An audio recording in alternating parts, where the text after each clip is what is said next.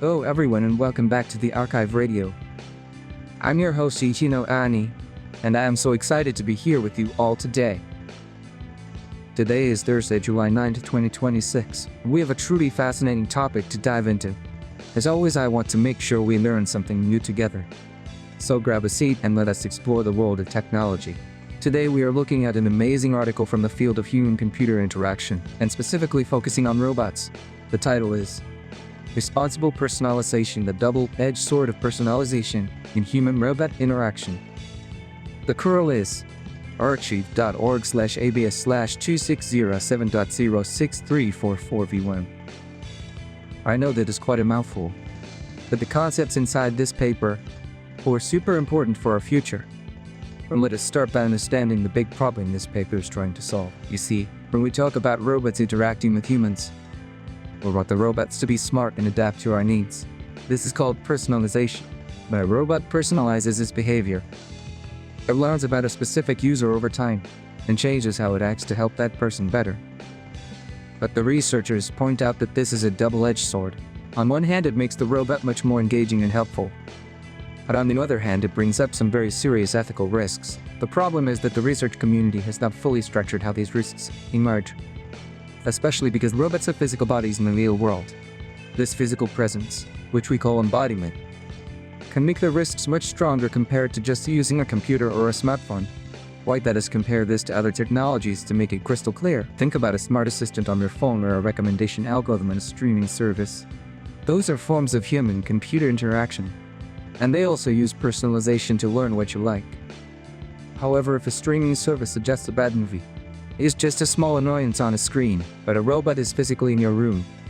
It can move around, it can look you in the eye, and it can change your physical environment. Because robots feel more like real social beings, we tend to trust them more and treat them almost like people. So when a robot uses personalization, its ability to persuade us or accidentally manipulate us is vastly amplified. For researchers emphasize that we cannot just copy the safety rules from computer screens. You need a special framework just for robots because their physical presence changes everything. Now let us look at some specific application examples based on this paper, so we can see how this technology impacts the real world. The first example is a companion robot used for Eldercare.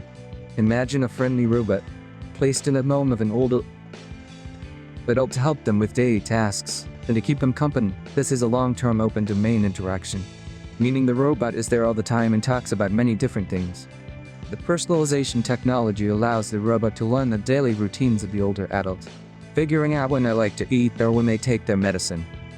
But here's where the double-edged sword comes in. There is a massive risk of autonomy erosion. If the robot is too helpful and anticipates every single need, the older person might stop making decisions for themselves. Over time, they might lose their independence and rely entirely on the robot, forgetting how to do simple tasks because the robot always does it for them. This shows how a well-meaning personalized robot could actually harm a person by taking away their sense of control. Our second example takes us to a classroom or a therapy center. Let us imagine an educational tutor robot designed to help children learn math.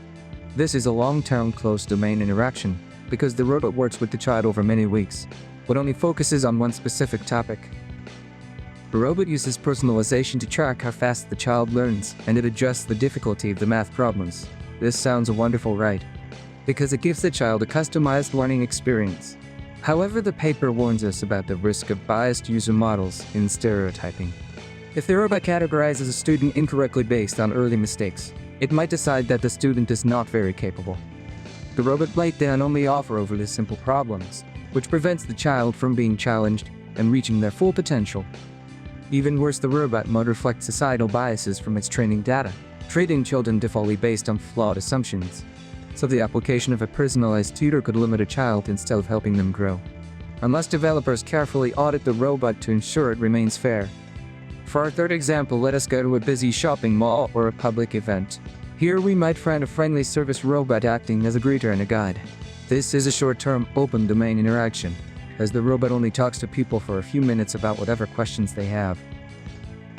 The robot might use cameras and microphones to recognize a person, and it might remember what store they asked about earlier to give a personalized recommendation.